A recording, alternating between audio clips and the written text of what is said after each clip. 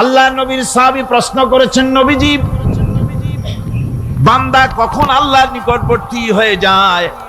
নবীজি বলেছেন, বান্দা যখন সেজদা দেয় তখন আল্লাহর বান্দার মাঝে কোনো হিজাব থাকে না। আল্লাহ পাকের নিকটবর্তী হয়ে যায় বান্দা যখন সেজদায় পড়ে যায়। ইসলামের মূল দাওয়াতটা হলো ফিতরাত অনুযায়ী দাওয়াত দেওয়া হয়েছে, মানুষ যেন মাথা নত করে, গোলামি করে। এজন্য আল্লাহ রাব্বুল আলামিন বলেছেন যে আমি মানুষ এবং জিনকে সৃষ্টি করেছি, তার কারণটাই হলো মা খালাকতুল জিন্না ওয়াল ইনসা ইল্লা লিয়াবুদুন।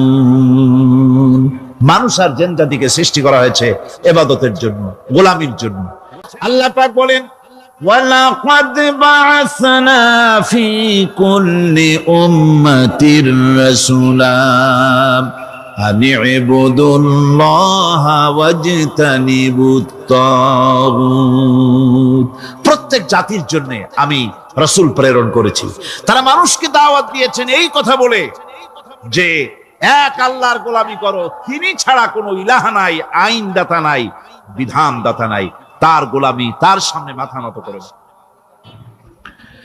নামাজ হচ্ছে তাওহীদের অবশ্যম্ভাবী এক বহির্প্রকাশ। তাওহীদের জন্য তাওহীদবাদী মানুষ যারা, তাদেরকে নামাজ আদায় করতেই হবে। আকীদা বিশ্বাসের দিক থেকে তাওহীদ যদি হয় পুরা দ্বীনের মূল উৎস, তাহলে আমলের দিক থেকে নামাজ হচ্ছে পুরা দ্বীনের মূল ভিত্তি। নামাজ হচ্ছে আমলের মূল ভিত্তি, এর বাস্তবায়ন ছাড়া দ্বীন পূর্ণ হয় না। নামাজ মুমিনের কেবলমাত্র একটি উত্তম আমলই নয়, বরং নামাজ হচ্ছে ঈমানের মূল ভিত্তি। যার কাছে নামাজ নাই তার কাছে কিছুই নেই। রাসূল কারীম সাল্লাল্লাহু আলাইহি ওয়াসাল্লাম বলেছেন যে নামাজ যে ব্যক্তি পড়ে না, আল্লাহ পাকের সাথে তার কোনো সম্পর্ক বাকি থাকে না। কোরআনে কারীম বলছে, মুনিবিনা ইলাইহি ওয়াত্তাকুহু ওয়া আকিমুস সালাতা ওয়া লা তাকুনু মিনাল মুশরিকিন। তোমরা আল্লাহর দিকে রুজু হয়ে যাও এবং তাকে ভয় করে অন্যায় কাজ থেকে বিরত থাকো, আর নামাজ কায়েম করো, মুশরিকদের অন্তর্ভুক্ত হয়ে যেও না। নামাজ কায়েম করা, নামাজের আদেশ কোরআনে কারীমের মধ্যে আল্লাহ পাক বহু জায়গায় করেছেন। ঈমানের পর নামাজই হচ্ছে সবচেয়ে বড় জরুরি। একজন মানুষ ঈমান আনলো, ঈমান আনার সাথে সাথে তার প্রথম কাজ কি বলুন?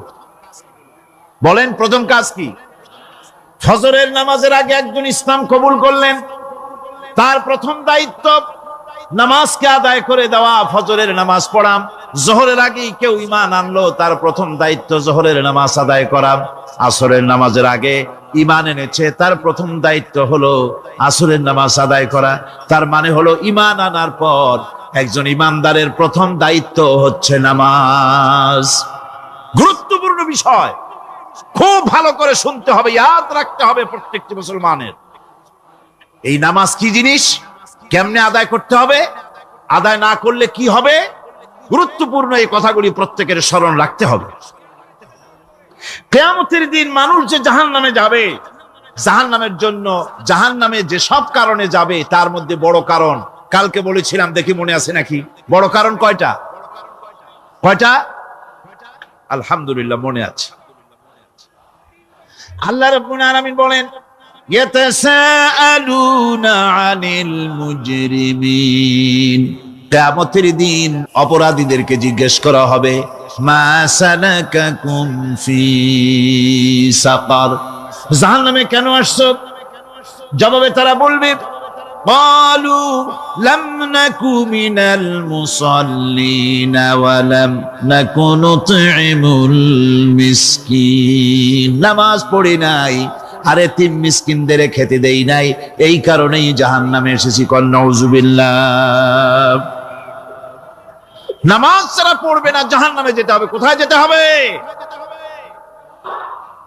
আকীদাগত দিক থেকে ঈমান হলো তাওহীদের স্বীকৃতি, আর আমলের দিক থেকে নামাজ হচ্ছে তাওহীদের বহির্প্রকাশ। আপনি মুসলমান তা প্রমাণ হবে নামাজ দিয়ে। নামাজহীন ইমানের দাবি মূল্যহীন। যার নামাজ নাই তার ইমানের দাবি করার কোনো মূল্যই নেই। অনেক এরকম কথা বলে, হুজুর আমি মানুষটা নিতান্ত খারাপ না, যাই মনে করে, গ্রামে রাস্তা বানাইছি, ব্রিজ করে দিয়েছি, কালভার্ট করেছি, এতিম মিসকিনরে তাও মাঝে মধ্যে খাবার দেই, বিধবারে কাপড় চোপড় দেই, মানুষটা আমি নিতান্ত খারাপ না, তবে এই মাঝে মধ্যে একটু নামাজ পড়ি না, তাতে কি আমার ইমান নষ্ট হয়েছে নাকি? আমি বলি ভাই ইমানই তো নাই, নষ্ট হবে কি? ইমান থাকলে না নষ্ট হবে? ইমান নাই। সুতরাং একজন মুসলমান যদি নামাজ না পড়ে নিজেকে মুসলমান বলে দাবি করার কোন হক তার না,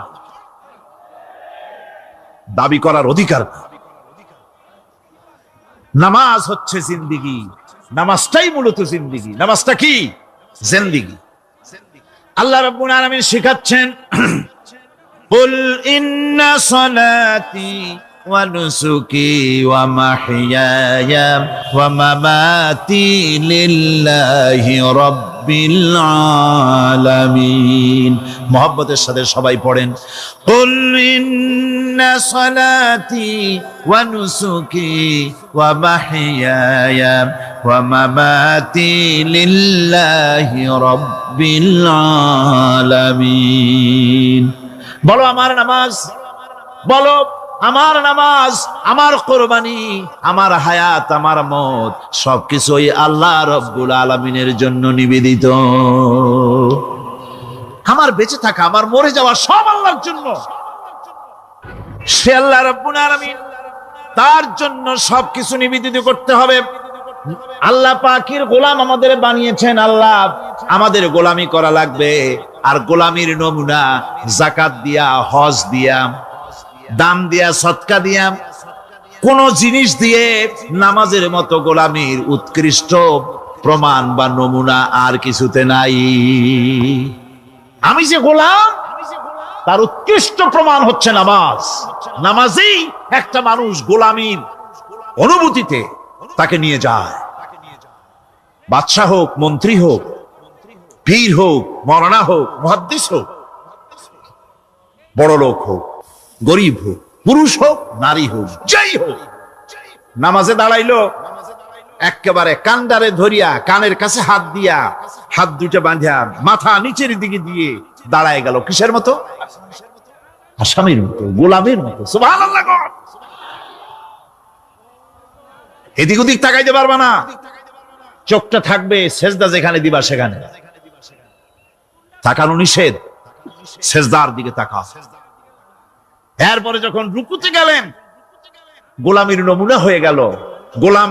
গোলামের এরকম মাথা নিচু করে থাকতে হয় প্রভুর সামনে। গেলেন রাজা, বাদশা, বড় লোক, সব অহংকার চূর্ণ হয়ে গেল। নাক আর কপাল দিয়া আমার মাবুদের দরবারে মাথাটা লাগাই দিলাম জমিনের উপরে। সুবহানাল্লাহ।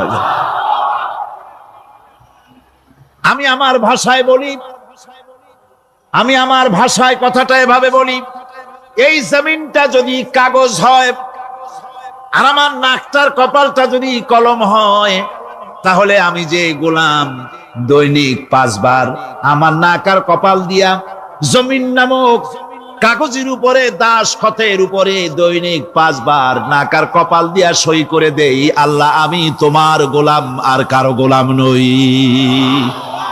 আমি একমাত্র তোমার গোলাম।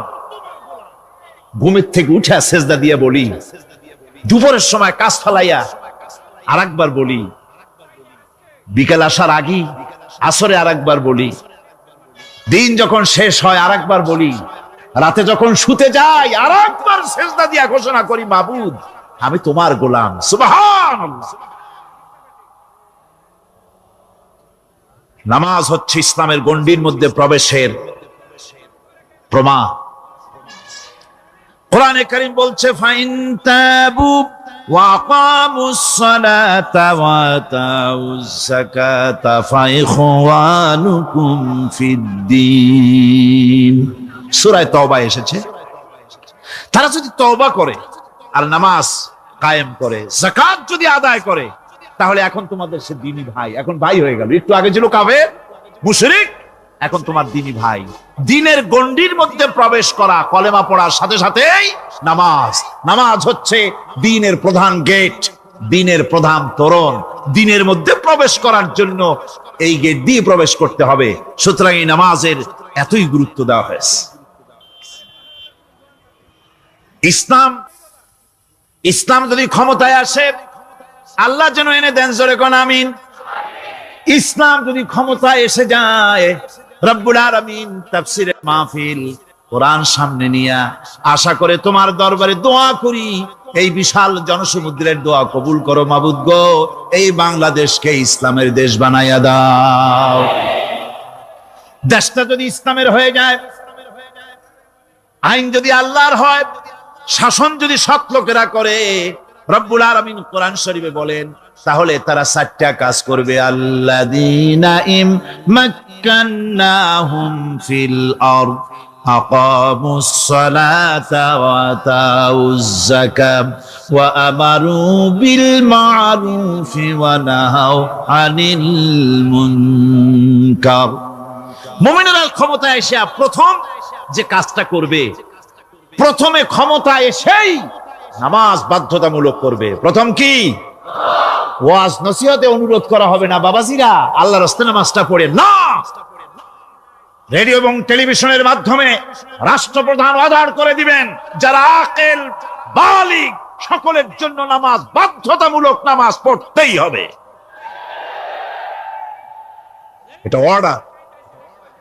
বেলা যখন 1টা বেজে যাবে, বেলা যখন 1টা বাজবে, সমস্ত মসজিদে আজান শুরু হয়ে যাবে। আজানের সাথে সাথে অফিস, আদালত, কল কারখানা, ক্ষেত খামার, শিক্ষাঙ্গন সব ডেডলক হয়ে যাবে। আধা ঘন্টার জন্য বন্ধ হয়ে যাবে। যারা মুসলমান অফিসে, কলেজে, ইউনিভার্সিটিতে, সর্বত্র তারা নামাজের জন্য প্রস্তুতি নেবেন। আধা ঘন্টার ভিতরে নামাজ আর খানা সেরে আবার কলেজ চলবে, বিশ্ববিদ্যালয় চলবে, কল চলবে, কারখানা চলবে, ক্যান্টনমেন্ট চলবে, সেক্রেটারিয়েট চলবে, সব আপন গতিতে চলতে থাকবে। আল্লাহর রহমত, বরকত আকাশ ফেরে নাজিল হয়ে যাবে। সুতরাং নামাজ বাধ্যতামূলক করে দেওয়া হলো। নামাজ বাধ্যতামূলক, সকলকে নামাজ পড়তে হবে। নামাজ হচ্ছে অপকর্মের প্রতিবন্ধক। নামাজ পড়লে অন্যায় কাজ থেকে বাঁচার পথ। অন্যায় থেকে বাঁচাই কিসে? নামাজ। আল্লাহ রাব্বুল আলামিন বলেন, উতলু মা উহিয়া ইলাইকা মিনাল কিতাবি ওয়া আকিমিস সালাম ইন্নাস সালাতা তানহা আনিল ফাহশাই ওয়াল মুনকার। হে নবী, এই কিতাব তেলাওয়াত করো, যা তোমার প্রতি অবতীর্ণ করা হয়েছে, এই কিতাব তেলাওয়াত করো আর নামাজকে প্রতিষ্ঠা করো। নিঃসন্দেহে নামাজ মানুষকে পাপাচার থেকে বাঁচায়া দেয়। অশ্লীলতা, পাপাচার থেকে মানুষকে বাঁচায় কে? জোরে চিল্লায় কোন কে? নামাজ। এই নামাজ মানুষকে অন্যায় কাজ থেকে বাঁচায় দেয়। নামাজ যে মানুষকে অন্যায় কাজ থেকে বাঁচায়, কেমনে বাঁচায়? আমরা যে নামাজ পড়ি, এই নামাজে তো আমাদেরকে অন্যায় কাজ থেকে বাঁচাইতে পারে না। নামাজি বহুত মানুষ আছে অন্যায় করে, করে কিনা? কোন না করে না? করে। নামাজি অথচ অন্যায় করে। আর আল্লাহ বলছেন নামাজিকে, নামাজ তাকে অশ্লীলতা থেকে ফিরায়। তাহলে কথা কারটা ঠিক? আল্লাহটা। জোরে বলেন, কারটা ঠিক? অবশ্যই আমার আল্লাহর কথা হক। আমি ভুল করতেছি, আমি যেন কোথাও ভুল করতেছি, সামথিং ইজ রং, কোথাও যেন আমরা ভুল করে বসতেছি, সেই ভুলটা কি আমরা আবিষ্কার করতে চেষ্টা করবো ইনশাআল্লাহ। প্রথম যে কথাটা সেটা হচ্ছে যে আমরা যা নামাজে পড়ি আমরা তা বুঝি না। কথা ঠিক কিনা? আমি যদি এখন প্রশ্ন করি সামি আল্লাহু লিমান হামিদা অর্থ কি, কোন ফার্স্ট ডিভিশনে কয়েকটা লেটার নিয়ে ফেল করবেন, এরকম লোক আছেন না নাই? সুবহান রাব্বিয়াল আলা অর্থ কি জানি না, সুবহান রাব্বিয়াল আযীমের অর্থ কি জানি না, দোয়া কুনুত অর্থ কি জানি না, তাশাহুদ অর্থ কি জানি না, সূরা ফাতিহার অর্থ কি জানি না। এমন কি উযুর মধ্যে কয়টা ফরজ তাও অনেকে জানে নাই। উযু জানে না, নামাজ জানে না, তাকেই নামাজ কেমনে ফিরাবে অন্যায় কাজ থেকে। কথা বুঝতে পেরেছেন? নামাজে আল্লাহু আকবার বললাম, এরপরে সানা পড়লাম, তারপরে সূরা ফাতিহা পড়লাম। সূরা ফাতিহার ভিতরে যে সমস্ত কথাগুলি বললাম সেই কথাগুলি বুঝি না, কি বলেছি তাও জানি না। এরপরে সুবহান রাব্বিয়াল আলা বলেছি, সুবহান রাব্বিয়াল আযীম বলেছি, সামি আল্লাহু লিমান হামিদা বলেছি, অর্থ কি জানি না। আল্লাহ তা শুনতে পান, যে ব্যক্তি আল্লাহর প্রশংসা করেন তিনি তা শুনতে পান। নামাজের মধ্যে আইডিয়া দেওয়া হচ্ছে, তুমি যে আল্লাহর জন্য নামাজ পড়তেছো, প্রশংসা করতেছো, এটা এমন নয় যে আল্লাহ পাক দেখছেন না বা শুনতেছেন না। তুমি যা বলতেছো, প্রশংসা করতেছো, আল্লাহ পাক তা শুনতে পাচ্ছেন। সামি আল্লাহু লিমান হামিদা। সুবহান রাব্বিয়াল আলা, আমি মহান সর্বশ্রেষ্ঠ আল্লাহ রাব্বুল আলামিনের পবিত্রতা ঘোষণা করছি, আমি তার প্রশংসা করছি। সূরা ফাতিহার কি আমরা বলি আপনারা ব্যাখ্যা দেখে বুঝে নিয়েন, সেগুলি আমি এখানে বলে বাকি কথা সব শেষ করতে পারবো না। নামাজে কি পড়েন সেটা যদি জানতেন, অবশ্যই আল্লাহ রাব্বুল আলামিনের কথা কার্যকরী হয়ে যেত। ইন্নাস সালাতা তানহা আনিল ফাহশাই ওয়াল মুনকার। নামাজ মানুষকে পাপের কাজ, অশ্লীলতা থেকে ফিরাতে পারে। আল্লাহ ইন্না বসায়ছেন, নিশ্চয়ই, বেশক, অবশ্যই নামাজ পাপ থেকে ফিরাবে। কিন্তু কেমনে ফিরাবে নামাজ তো বুঝি না। সঠিকভাবে নামাজ পড়ার পরও যদি কোনো মানুষের সঠিকভাবে, ভালো করে শোনেন, সঠিকভাবে নামাজ পড়ার পরেও যদি কোনো মানুষ পাপের থেকে না ফেরে, তাহলে বুঝতে হবে একথা, পানি আর সাবান দিয়া কাপড় ধুলে কাপড়ের ময়লা যাবে, কিন্তু পানি আর সাবান দিয়া কয়লা জনমের মতো ধুইলেও কয়লার ময়লা যাবে না। কথা বুঝে আসছে? এর থেকে আর উত্তম দৃষ্টান্ত আমার কাছে নাই। নামাজ পড়ার পরেও যদি চরিত্র ভালো না হয়, বুঝতে হবে নামাজ হচ্ছে না, কাঙ্ক্ষিত মানের নামাজ আদায় হচ্ছে না।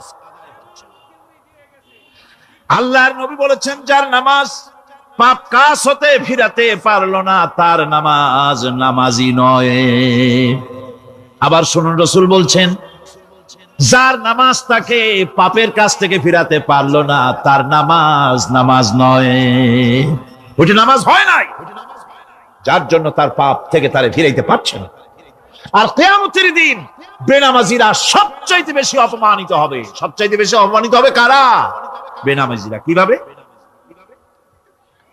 ইয়াউমা ইউকশাফু আন সাকিন ওয়া ইউদআউনা ইলাস সুজুদি ফালা ইস্তাতিউন। সেদিন কঠিন সময়, আল্লাহ রাব্বুল আলামিন লোকদেরকে সিজদা করার জন্য বলবেন, কিন্তু যারা বেনামাজি ছিল দুনিয়ায়, তারা সিজদা দিতে পারবে না। বলেন নাউযুবিল্লাহ। অবস্থাটা কি হবে? খাশিআতান আবসারুহুম তারহাকুহুম যিল্লাহ। তাদের দৃষ্টি নিচু হবে, লাঞ্ছনা এবং অপমান তাদের উপরে চেপে বসবে, সিজদা দিতে পারবে না। আল্লাহ আমাদেরকে ক্ষমা করুন।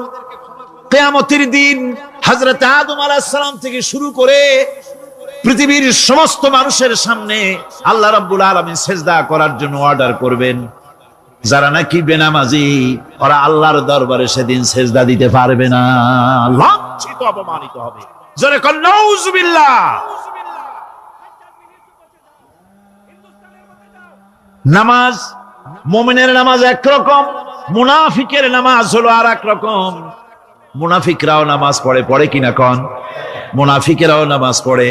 মুনাফিকেরা যখন নামাজ পড়তে যায়, আল্লাহ রাব্বুল আলামিন বলতেছেন, ওয়া ইযা কামু ইলাস সালাতি কামু কুসালা। মুনাফিকরা যখন নামাজ পড়তে দাঁড়ায়, নামাজে আসে ঠিক তারা, কিন্তু নামাজের জন্য দাঁড়ায় খুব শৈথিল্য ভারে, শৈথিল্য ভাবে দাঁড়ায়, কাহিলি, সুস্তি, এ জায়গা চুলকায়, পায়জামা ধরে টান দেয়, টুপিটা ঘুরে যায়, এদিক ওদিক তাকায়। মুনাফিকের নামাজ দেখলেই ঠিক পাওয়া যায় যে বেটা মুনাফিক। এইভাবে সে দাঁড়ায়। তার নামাজটা কি জন্য?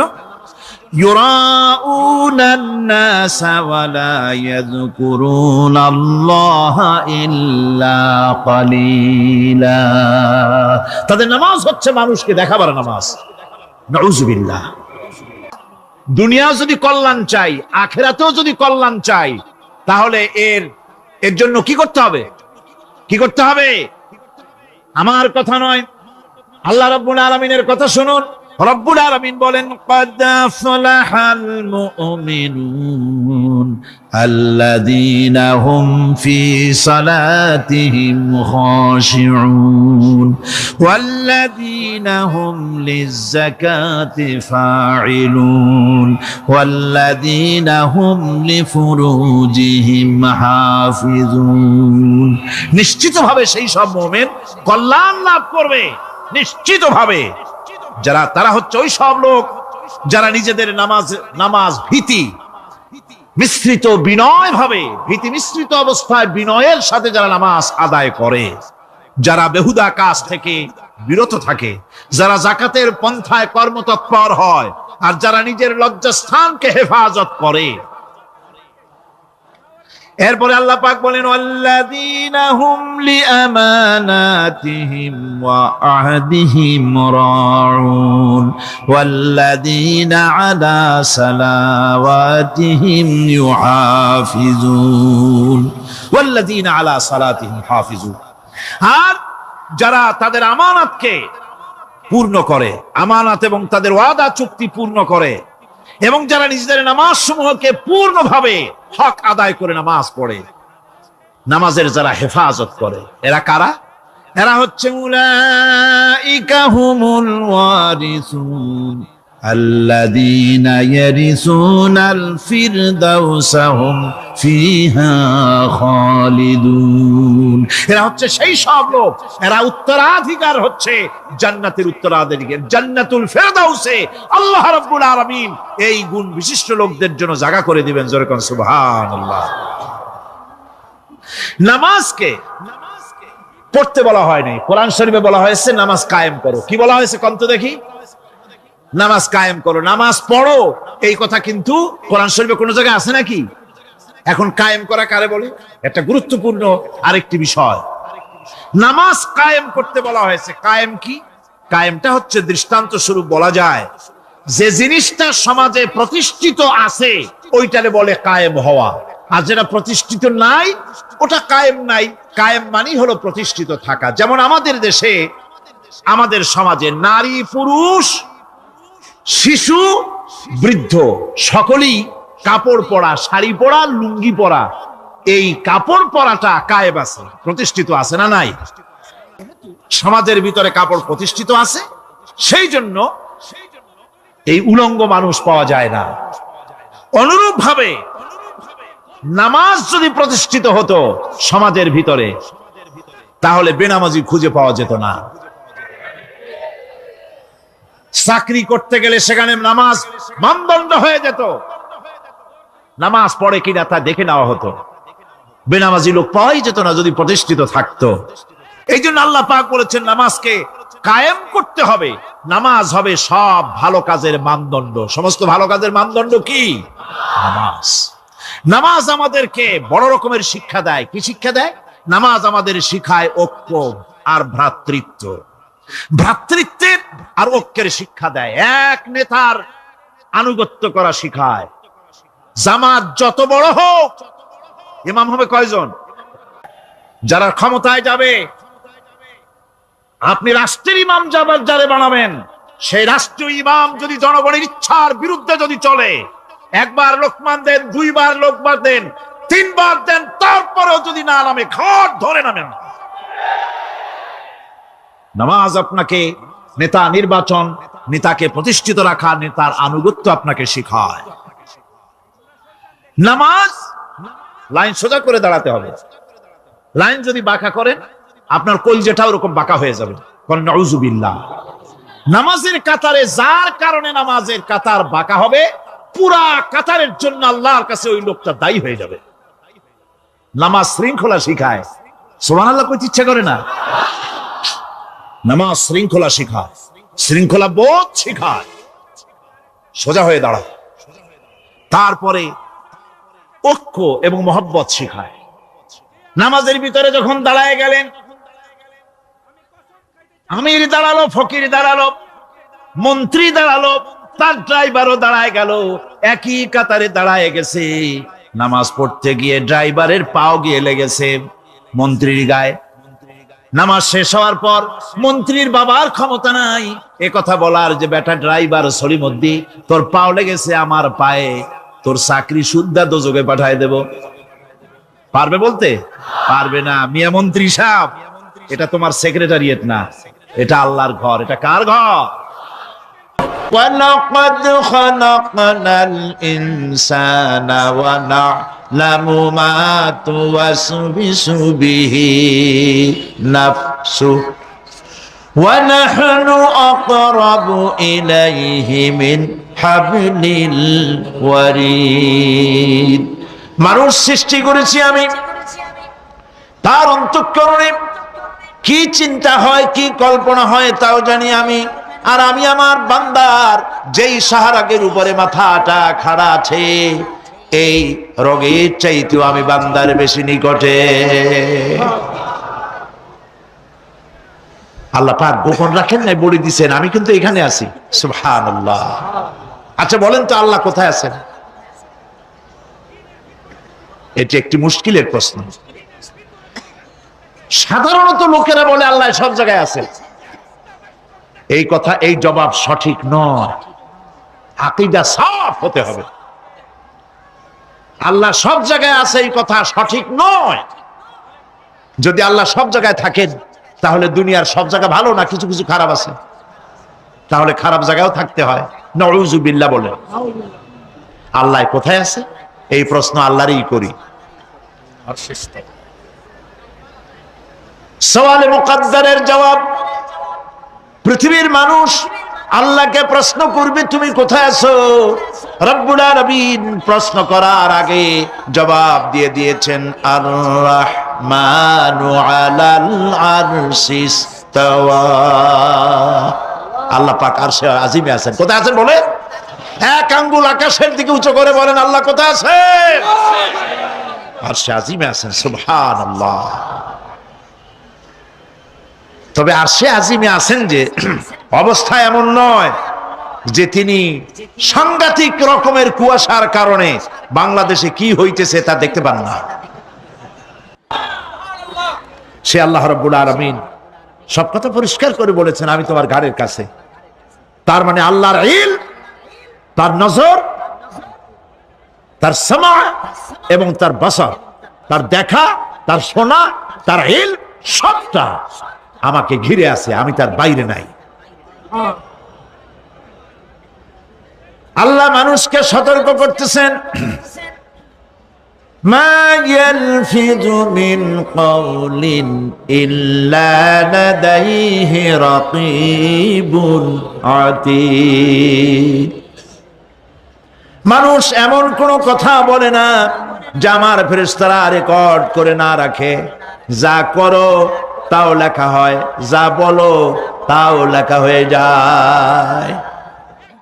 আল্লাহ রাব্বুল আলামিন কোরআনে কারীমের মধ্যে বলেছেন, আল্লাযী খালাকাল মাউতা ওয়াল হায়াতা লিয়াবলুয়াকুম আইয়ুকুম আহসানু আমালা। আমি পরীক্ষার জন্য এই জীবন দিয়েছি তোমাদেরকে, পরীক্ষা হবে। এই পরীক্ষা জীবন আর মৃত্যু দুটি জিনিস দিয়েছি পরীক্ষা করার জন্য। এই পরীক্ষার জন্য তোমরা পাস করতে পারো। পরীক্ষা আসছে, এখন প্রশ্নপত্র সব ফাঁস করে দেওয়া হয়েছে। প্রশ্নগুলি সঠিকভাবে আদায় করুন, প্রশ্নগুলি পড়ুন এবং জীবনটাকে সেইভাবে গড়ুন। নামাজটা সহি করে আদায় করুন। বহু মুসলমান আছে নামাজই পড়ে না, নামাজ পড়তে জানেও না। নবী করিম সাল্লাল্লাহু আলাইহি ওয়াসাল্লাম বলেছেন, সাল্লু কামা রাআইতুমুনি উসাল্লি। নামাজ পড়ো সেইভাবে যেভাবে আমাকে তোমরা পড়তে দেখো। সুবহানাল্লাহ। আর রাসূলুল্লাহ কেমনে নামাজ পড়তেন এইটা বর্তমান বিশ্বের শ্রেষ্ঠ হাদিস বিশারদ আল্লামা নাসিরউদ্দিন আলবানী তিনি ইন্তেকাল করেছেন। আল্লাহ পাক তাকে জান্নাতুল ফেরদাউসের মেহমান বানায় নিক, বলেন আমিন। তার লেখা বই আছে রাসূলুল্লাহ সাল্লাল্লাহু আলাইহি ওয়াসাল্লামের নামাজ। বইয়ের নাম রাসূলুল্লাহ সাল্লাল্লাহু আলাইহি ওয়াসাল্লামের নামাজ। ছোট্ট একটা বই। এই বইটা আপনারা কিনবেন। এই বইটা যেভাবে লেখা আছে নামাজ সেইভাবে পড়বেন। নামাজ রাসূল করিম ঠিক যেভাবে পড়েছেন ওইভাবেই লেখা আছে। আপনি আন্দাজে পড়লে হবে না, টুকুর টাকুর করে কয়েকটা সেজদা দিলেই হবে না। তা দিলে আর কান, একটা সেজদা থেকে আরেকটা সেজদার মাঝখানে সময় দিতে হবে, রুকু থেকে দাঁড়ায় সময় দিতে হবে, ধীরে ধীরে নামাজ পড়তে হবে। অথচ আমরা নামাজ পড়ি সব থেকে ব্যস্ততার সাথে, দ্রুত, রকেট সার্ভিস। কোরআন শরীফের ভিতরে নামাজের গুরুত্ব সর্বাধিক দেওয়া হয়েছে। নামাজের কথা কয়বার বলা হয়েছে? 82 বার। 82 বার আল্লাহ পাক বলেছেন নামাজ আদায় করো, 82 বার বলেছেন। আর নবীজি বলেছেন লা দীনা লিমান লা সালাতা লাহু, যার কাছে নামাজ নাই তার কাছে দিন বলে কোনো জিনিস নাই। মান তারাকা সালাতান মুতাআম্মিদান ফাকাদ কাফারা, ইচ্ছে করে যে ব্যক্তি নামাজ ছেড়ে দিল কাফের হয়ে গেল, বলেন নাউজুবিল্লাহ। কিয়ামতের দিন, বুখারী শরীফের হাদিস, আল্লাহ পাকের নবী বলেছেন কিয়ামতের দিন সর্বপ্রথম আল্লাহ জিজ্ঞেস করবেন বান্দা নামাজ পড়ছো কিনা। প্রথম প্রশ্ন কি বলেন? প্রথম প্রশ্ন কি? যার নামাজ কবুল তার সমস্ত নেক আমল মঞ্জুর, যার নামাজ কবুল হবে না কোনোটাই মঞ্জুর হবে না। কথা বুঝতে পেরেছেন? নামাজ সঠিকভাবে আদায় করতে হবে। সুতরাং কোরআন শরীফের মধ্যে আল্লাহ পাক সব কথা বলে দিয়েছেন। বিজ্ঞানের সাথে কিন্তু কোরআনের সংঘর্ষ নাই। অনেকে মনে করে যে বিজ্ঞান আর কোরআন এর মধ্যে বিরাট সংঘর্ষ। না, বিরাট সংঘর্ষ নয়, দুই একটা পয়েন্টে সংঘর্ষ থাকতে পারে। অধিকাংশ ব্যাপারই বিজ্ঞান, আমি মনে করি বিজ্ঞানের আবিষ্কার যত বাড়বে কোরআন বোঝা মানুষের জন্য তত সহজ হবে। এটা আমার ধারণা, এটা আমার ধারণা। বিজ্ঞানের সাথে দুই একটা পয়েন্টের উপরে সংঘর্ষ আছে, যেমন চন্দ্র এবং সূর্য সম্পর্কে, সৌরজগৎ সম্পর্কে Copernicus, Kepler, Galileo, Newton, Einstein মহাশূন্য সম্পর্কে যে সব বক্তব্য রেখেছেন, সেসব বক্তব্যের সাথে কোরআন শরীফের কিছুটা বৈপরীত্য রয়েছে। যেমন কেউ বলেছেন সূর্য ঘোরে, পৃথিবী স্থির, কেউ বলে সূর্যের চতুর্দিকে পৃথিবী ঘোরে, কেউ কয় চন্দ্র ঘোরে, কেউ কয় আমরা কি আর বসে থাকি, আমরাও ঘুরি। কিন্তু আসলে ঘোরেটাকে কে ঘোরে, এ ফয়সালা কে দেবে? কে দিবে বলুন তো? হ্যাঁ, ঠিক বলেছেন, আল্লাহই দিবেন। কারণ এগুলি সৃষ্টি করেছেন কে? এবার শুনুন, এই বিতর্কের মীমাংসা আল্লাহ পাক করছেন কোরআনে কারিমে বহু আগে। গ্যালিলিও, কেপলার, কোপারনিকাস এদের বলার অনেক আগে বিশ্বনবী জনাবে মুহাম্মদ রাসূলুল্লাহ সাল্লাল্লাহু আলাইহি ওয়াসাল্লাম তিনি বলে দিয়েছেন, আল্লাহর কথা তিনি বলেছেন, লাশ-শামসু ইয়ামবাগি লাহা আন তুদরিকাল কামারা ওয়ালাল লাইলু সাবিকুন নাহার ওয়া কুল্লুন ফি ফালাকিন ইয়াসবাহুন। প্রবল জ্ঞানী হইবে যাহারা, আপন মনেতে বুঝিবে তাহারা, রাত্রি পারে না আগে যাইবার দিনের স্থান করি অধিকার, চন্দ্র বাঁধে না সূর্যের গায়েতে, সূর্য পারে না চন্দ্রকে ধরিতে, যার যে স্থান বহাল রাখিয়া ভ্রমণ করিছে খোদাকে ডরিয়া। আল্লাহ রাব্বুল আলামিনকে ভয় করে সব ঘুরছে, চাঁদও ঘোরে, সূর্য ঘোরে, মঙ্গল ঘোরে, ইউরেনাস ঘোরে, বৃহস্পতি ঘোরে, পৃথিবীও ঘোরে, সব ঘুরছে তো ঘুরছেই, বন বন করে ঘুরছে একটা নির্দিষ্ট কক্ষপথে, আপন আপন কক্ষপথে ঘুরছে, যার ফলে অ্যাক্সিডেন্ট হয় না। সুবহানাল্লাহ, জোরে বলেন সুবহানাল্লাহ। নির্ধারিত কক্ষে ঘুরছে, নির্ধারিত কক্ষে ঘুরছে। এর কক্ষগুলি আল্লাহ পাক ঠিক করে দিয়েছেন, সেই কক্ষে ঘুরতেছে, একে অপরের পথ অতিক্রম করতেছে না। আবার ওই মহাশূন্যের ভেতরে রয়েছে black hole. Black hole, black hole কি? ব্ল্যাক হোল হচ্ছে একটা বিরাট অন্ধকার গহ্বর, একটা মৃত্যুকূপ। এত বড় বিরাট ব্ল্যাক হোল মহাশূন্যে আছে, বিজ্ঞানীরা হয়রান হয়ে গেছে। তার এত বড় শক্তি, সে শুধু তারা খায় না, কোন তারকা ঘুরতে ঘুরতে যদি তার কাছে এসে যায় তারাকে খেয়ে ফেলে। কোন আলো যদি কাছে আসে, আলো শুষে নিতে নিতে আলো যার থেকে এসেছে সেটাকেও শেষ করে ফেলে। এ ধরনের একটা দারুণ আকর্ষণী শক্তি তার মধ্যে আল্লাহ সৃষ্টি করেছেন। একটা ব্ল্যাক হোল আছে মহাশূন্যের ভিতরে। সূর্য, চন্দ্র, গ্রহ, নক্ষত্র, যে সূর্য পৃথিবীর চাইতে 13 লক্ষ গুণ বড়, এমন 2 কোটি সূর্য খাইয়া হজম করতে পারে এত বড় ব্ল্যাক হোল আল্লাহ তৈরি করে রেখেছেন মহাশূন্যের উপরে। রয়েছে মিল্কি ওয়ে, রয়েছে গ্যালাক্সি অন্তত 10,000 কোটি, 10 সহস্র কোটি তারকা দিয়ে সমৃদ্ধ গ্যালাক্সি মিল্কি ওয়ে, যেটা অন্ধকার রাত্রে তারকা সজ্জিত রাতে উত্তর দক্ষিণ দিকে টানা একটা পথের মতো দেখা যায়। এটা হচ্ছে গ্যালাক্সি, এইটাকে বলা হয় মিল্কি ওয়ে, এটা হচ্ছে ছায়াপথ। অসংখ্য তারকা এর মধ্যে রয়েছে। কত বড় বড় তারকা, অনেক দূরে, তাই আমরা দেখি বিন্দু বিন্দু। আসলে কি বিন্দু না, কত বড় জানেন?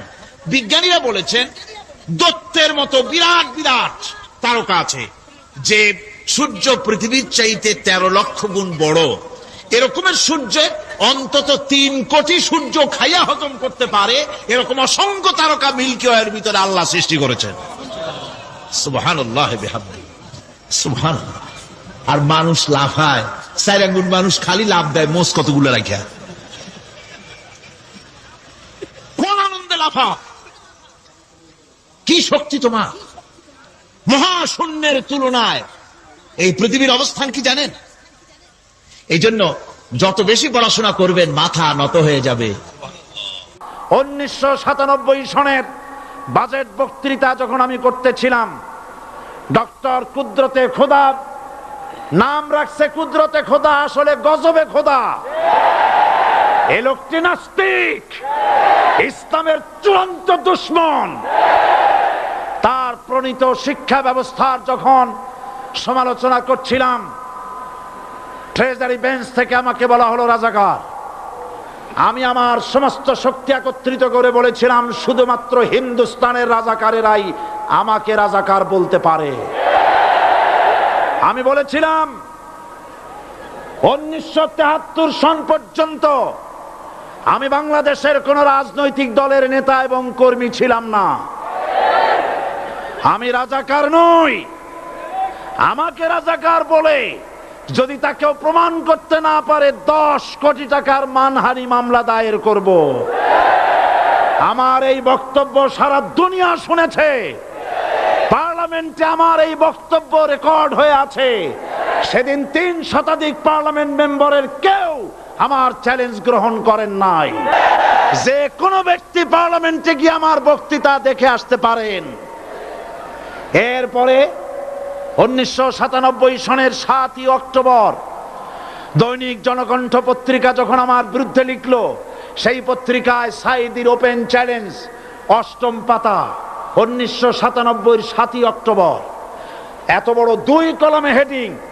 সেখানে আমি বলেছি, বাংলাদেশের সকল সাংবাদিক, গোয়েন্দা বিভাগ, বাংলাদেশের সকল বুদ্ধিজীবীকে আমি আমার পিরোজপুরে আমন্ত্রণ করছি।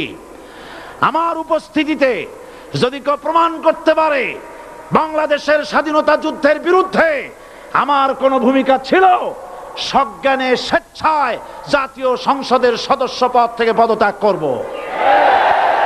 3 বছর পার হয়ে গেছে, আজ পর্যন্ত কেউ এই চ্যালেঞ্জের মোকাবেলা করে নাই। সুতরাং আমাকে যারা রাজাকার বলবে তারা পিতৃ পরিচয়হীন অবৈধ সন্তান। 1971 সনের, শোনো মুসলমানেরা, 1971 সনের কোন কাদা সাইদির গায়ে লাগে নাই। আমাকে রাজাকার বলে জনগণ থেকে বিচ্ছিন্ন করবা, জনগণ থেকে আমারে বিচ্ছিন্ন করা যাবে না। কারণ এই জনগণ আমার জন্য আসে না, এই জনগণ আসে আল্লাহর কোরআনের জন্য।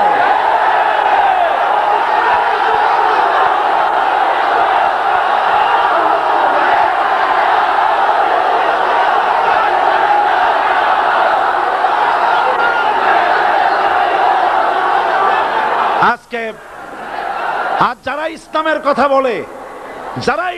কথা বলে, তারাই রাজাকার, তারাই মৌলবাদী। মৌলবাদী বললে আমরা অসন্তুষ্ট হই না, কারণ মৌলবাদী শব্দটা আসছে মূল থেকে। মৌল শব্দ এসেছে মূল থেকে। মূলবাদী তার মানে যারা মূলে আছে। মূল হলো কোরআন, মূল হলো হাদিস, মূল হলেন আল্লাহ, মূল হলেন আল্লাহ রসুল। আমরা আছি মূলে। এখন বলেন তো মূলের শক্তি বেশি না আগার শক্তি বেশি? আমাদের যারা মৌলবাদী বলে ওরা হলো আগাবাদী। মূলে আছে কত কোটি? 12 কোটি। মূলে আছে কত কোটি? আর আমাদের যারা মৌলবাদী বলে ওই থাকো গাছের আগায়, আমরা মূলে। লাভালাভি বেশি করবা না, 12 কোটিতে গাছের গোড়া আসতে নানা দেবে, মামু বাড়ি দিল্লি গিয়ে পড়বা, বাংলার জমিনে জায়গা হবে না।